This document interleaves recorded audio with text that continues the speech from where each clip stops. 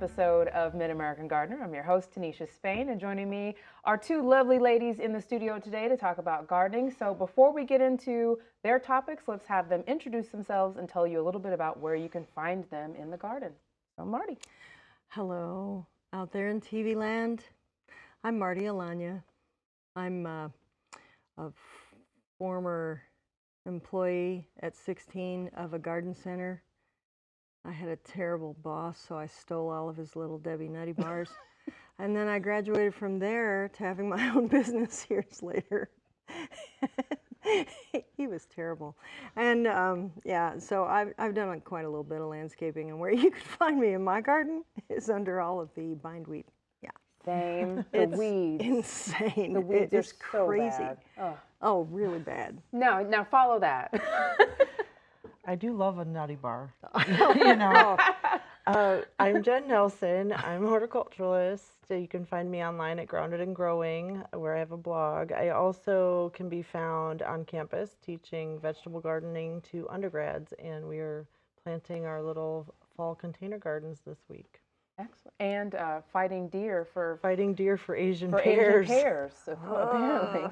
You know, same thing at my house. Like I said, they've actually snapped a branch pulling on so hard. They don't care. No, they don't. They don't love They're you. fun to watch, and they're babies, and it's adorable, but they are really doing damage to the trees. They don't touch the zucchini. I harvested some zucchini I forgot about for a couple days, and they were like the size of a newborn baby. They leave those alone. Yeah, no, they don't want those. They just want the pear. And didn't pears. something get your peaches? Yep, probably deer too. I was going to say, You haven't gotten anything. I told my husband I think that we're going to bitter. have to consider some sort of barrier, maybe an electric fence, and he's like, the neighbors aren't going to like that. I said, yeah, I know, but I want peaches and the Asian pears. Hey. I planted those two specifically so that I could get the... And haven't had a one. Yes. Are they near one another? Yeah, they're right next to each other. Maybe you just put a pen up and get a Wolverine.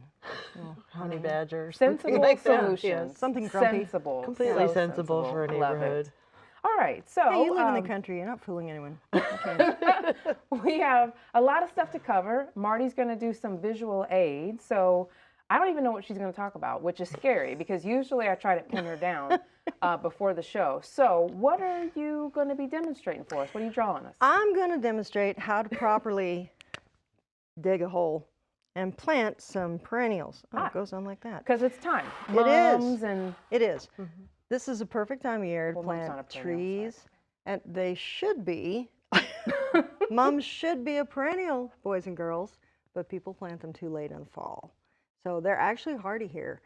But nobody's thinking about them in spring when the tulips are blooming. You should put them in the ground. But that's when you should plant mums for fall. This is never going to happen. You know, it's just not. So that said, trees, perennials, right now is a great time to put those in. You can do perennial vegetables this time of year, no problem. You can do herbs. I mean, any kind of perennial is suitable to plant like right now in September or early September, almost September. It's close. So anyway, when you have a container shaped like that, and you got something you want to plant in it, and then you've got the soil, okay? Dig a hole that's as deep as the container, but twice as wide, okay? It can even be, and when you get a little loose soil over here, you got your little pile that you, make one pile, do not step in it, okay? I'm just making your life easier here, kids. So when you go to plant this, you take the pot off, okay? Goodbye. And then you loosen up the roots with your trowel, and break up this extra little corner here. So you'll wind up with your plant looking like this. So it's got a root ball and it's shaped more like that, and it's got roots sticking out of it, right? So you put this fella in here, you put a little loose soil in the bottom, okay? That's going to settle, so you put this dude in here, and then you backfill it. You might want to put a little compost in there if you can, if you have some, but you also make a little ring around your plant with your dirt. You fill it all back in, and then you got your soil here, and just mound it up around the edge a little bit. Make a little bit of a 2 inches, no more, of a little place that'll catch water when you water it, so the water goes down the roots. Now, what you want to do is make the soil in the hole blend with the soil in that root ball, okay? And how you do that is you tear up that ball a little bit, that little root ball. You tease those roots out so they can get started in that soil, right? And then you put some mulch on top. That's why you don't have to plant it. You know, you got plenty of loose dirt in the bottom. So put a little mulch on top, you'll hold that moisture. The moisture comes in, it moisturizes everything in here. Put the hose on, put it at a pencil-sized trickle, okay? A pencil-sized, not the fat part, the pencil, the end, okay? Put a pencil-sized trickle of the hose right here, and let it go for about, I don't know, half an hour, something like that. Because if you don't do that, what you have in the winter is a hole with your root ball in it, or if you didn't do like I tell you, you got a root ball like that. There's loose soil here, but this is still here. Even if you have mulch, like I said, if you don't get these edges to meld right into the soil, you'll get an air pocket around there. And then in the spring, this will be sad. And or dead. Yeah, or dead. See how sad it looks? It's sad, okay? Now explain a little bit about that air pocket. Are you talking about freeze and thaw? Yeah. Okay. Yeah. You've got to get those two soils, the ball of the plant and the surrounding soil, to meld into one cohesive chunk. Because if you don't, that air pocket forms.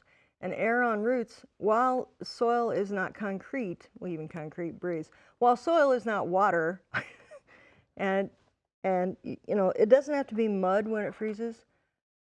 The roots have to have some air, but not mostly air. They need the soil to be loose and crumbly and damp. And they have to grow in to this hole you dug, all the surrounding dirt. And eventually it'll go this way. It'll grow all the way in to Mother Earth here. So that's how that works. And if you don't have that, if you have an air pocket, the cold air will get down in here around the air pocket, and it'll kill these roots. They're trying to grow out, but it's too cold, it's too unprotected, and they'll die. And then you'll have to go back to the garden center and buy some more. This is the same problem people have with mums. They plant them in the fall, and they don't get the hole properly dug. They just chonk them in. They don't, you know, they water them a little bit. When they quit blooming, people quit thinking about them. They've already moved on to Thanksgiving and Christmas, and the mums were there and they were pretty, and now they're, well, you're on your own. Yeah. So they die, and nobody likes that. So when you're planting for fall planting, you can do this, and you can apply it to herbs, ground cover, sedum, grasses, roses, shrubbery, trees, all of it. If you're planting asparagus, it has to go a little deeper. If you're planting iris, they have to go quite a bit shallower. But the main thing, the main plants that anybody's going to plant, this tutorial will serve you well. Okay. Now, I have a question. I have a big pot that's been on my porch for probably 8 years, and the mums come back every year. I thought they were self-seeding. But is that the case? No. No, they're It'd be the roots. Really? It'd be the roots. Hot dog. But you have a protected microclimate. They're in a heavy, large pot. They're on a porch with some cover. Yeah. And every year, I always thought they were just seeding. No. Wow. It's roots. Wow. You were doing what so many people want to do and can't do it when they're trying. And don't. Yeah. And I cut the foliage back in the middle of the summer so they're not quite so gangly in the fall. And they come up this absolutely beautiful sphere. Sure. Look at me. Look at you, the expert. Wow, I'm doing, oh no. Not the expert. But awesome. Okay, well, I learned something new today. And I think we all did. And you're quite the artist. I didn't Oh, know. it's fabulous. I did not know I that. can make plants look happy or sad. It's all in the fingers. So twice the width, but the same depth or as slightly the pot. or slightly more shallow. And slightly A more little bit shallow. of soil in the bottom. Okay.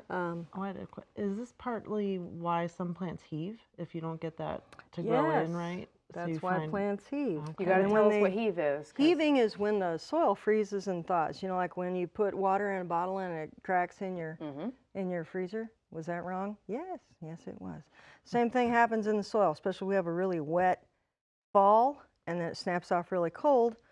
The water expands and contracts and it'll push that plant right up out of the ground if it's not anchored by its roots in the earth.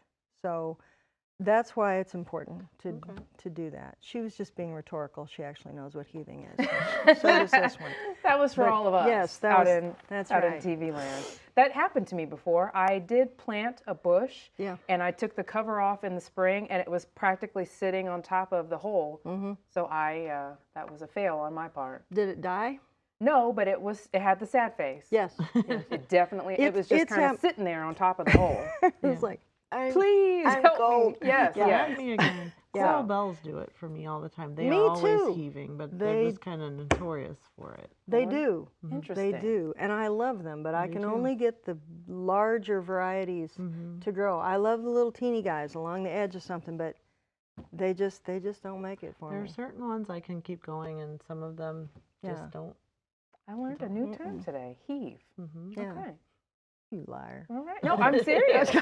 I Yeah. learned something Yes, new today. it's what happens in the winter when the soil, and then the soil's wet, and it expands and contracts, and it just Yep. squeezes out like a tube of toothpaste. There you And go. sometimes you're fortunate, and they're still plantable, and you just Yes. like, I'm sorry, little I'm fella. really sorry about that, and I got you back Put you down back there. in, yeah. So, But sometimes not. Usually not for usually me. not. I got lucky then. Okay. Well, Jen, so in class, you said you're going to do some fall vegetable container Yeah. gardening. Yeah, and we have the advantage of the greenhouse, so it's kind of eternal spring there. But we're still planting things that we would plant this time of year. Things like lettuce, kale. We are planting carrots and beets and radishes.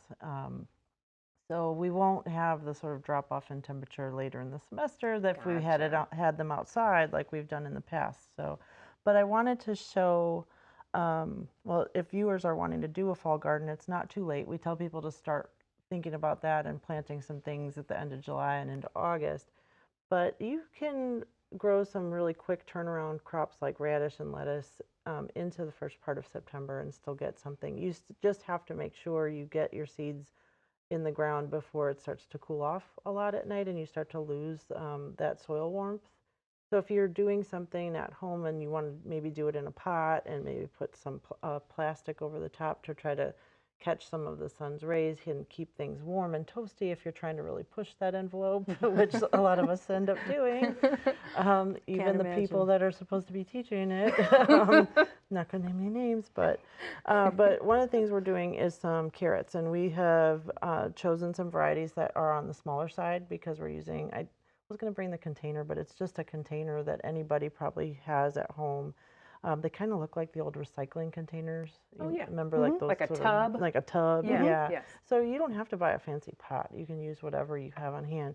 We're using, this variety is called Aranca, and it's a baby carrot, kind of a smallish carrot. And it'll grow in a container. And I bought it as a pelleted variety. So it is actually, this is a different carrot called Atlas, which is going to be round like a ball. They look like super balls when they're grown, little tiny basketballs.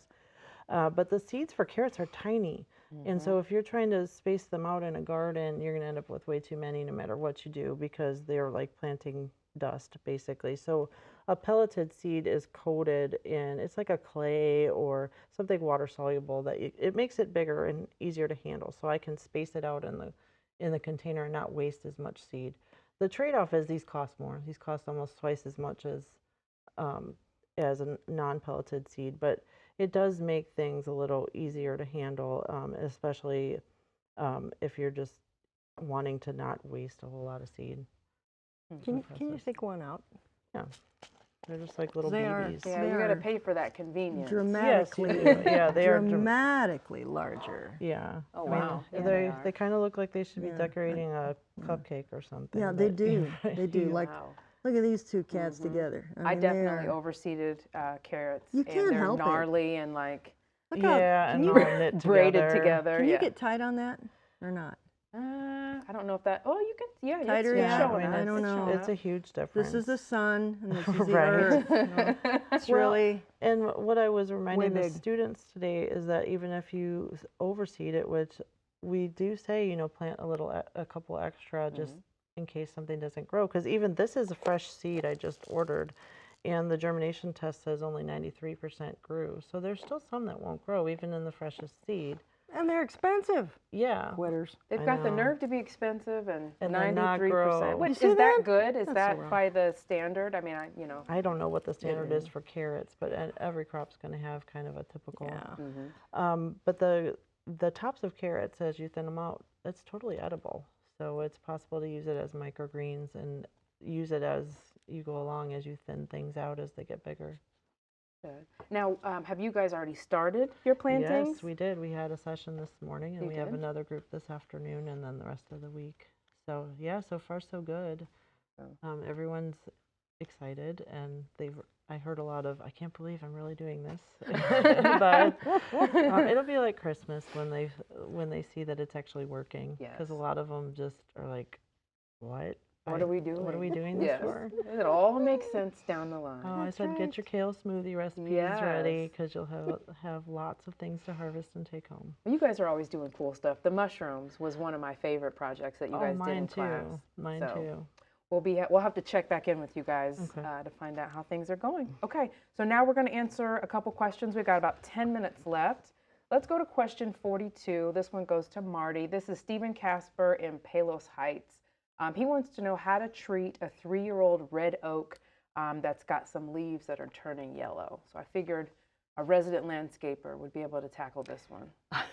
Red oak turning leaves turning yellow. What do you think? Red oak and black oak and pin oak all have pointy Oh. Good time for the pointy whiteboard. leaves. Ta-da! Yeah, so they have a pointy leaf. They're pointed, pointy on like this, right?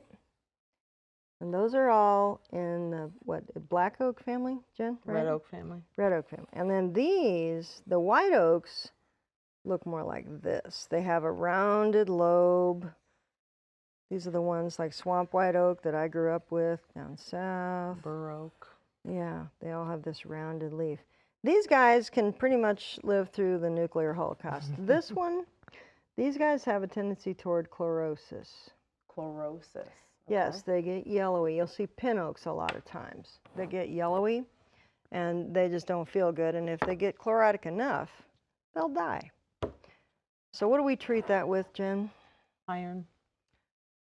Iron. An iron supplement for the tree, Well, huh? it's probably a pH issue with the soil that's causing gotcha. the iron that's there to not be available.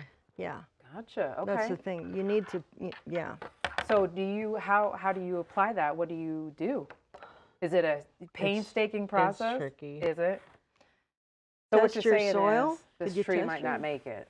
It's only 3 years old. I mean, test your soil. You got some time to treat it yet and see where you're at soil-wise. So step 1 is soil test? Yeah. Okay. So you see what you got, what you're starting with. Because if it's only 3 years old, if they planted it when they moved there, if they built the house, then pretty much these days the fill that they bring in to landscape your yard with is crap. It's horrible. It's mostly clay. It's got all kinds of detritus in it. So that's a fancy word for junk. So yeah. So test your soil. Buy a home soil test kit. Okay. It's fun.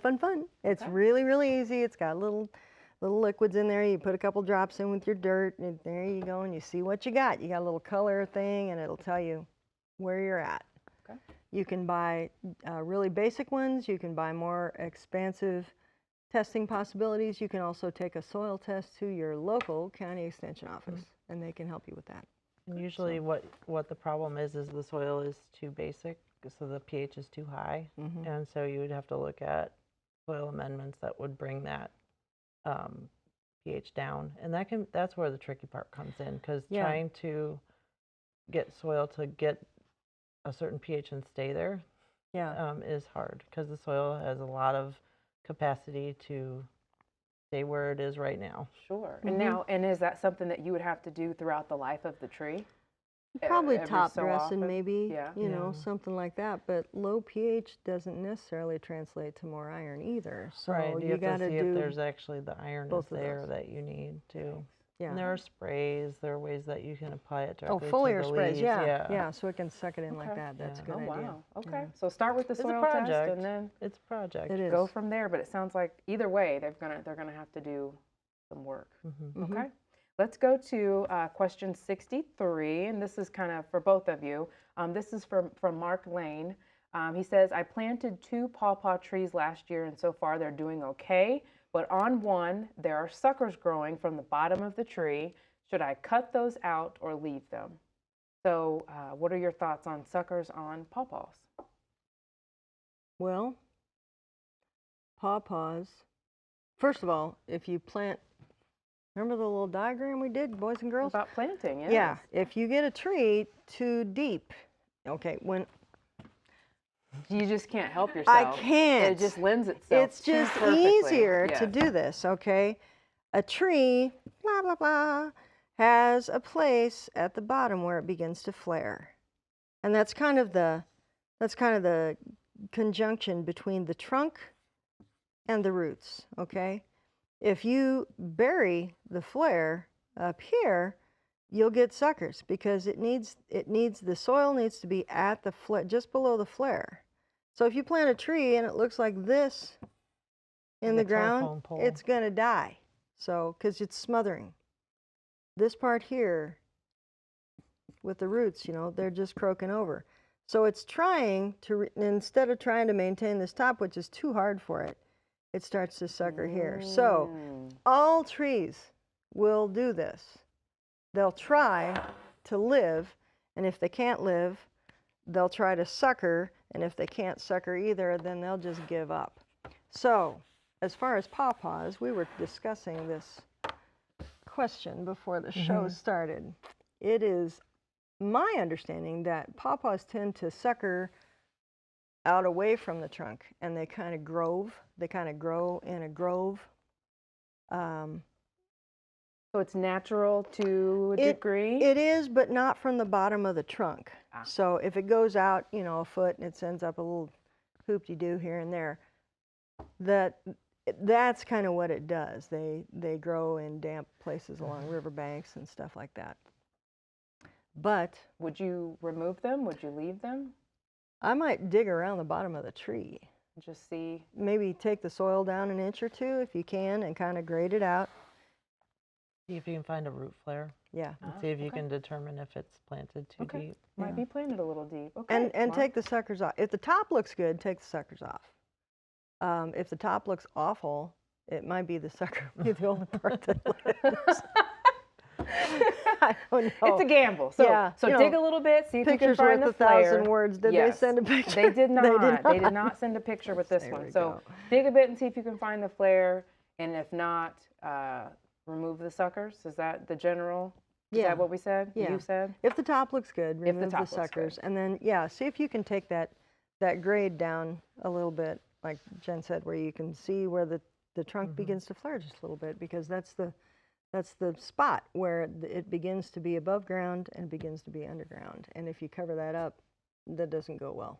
Okay. All right, last one. We've got a couple minutes left. I'll try to get through this one because it's a long one. This is from Sue 10, question 54. Last fall, we removed an old blue spruce from a dry west corner of our yard. I'd like to replace it with a big shrub, such as spice bush, since it supports pollinators and butterflies.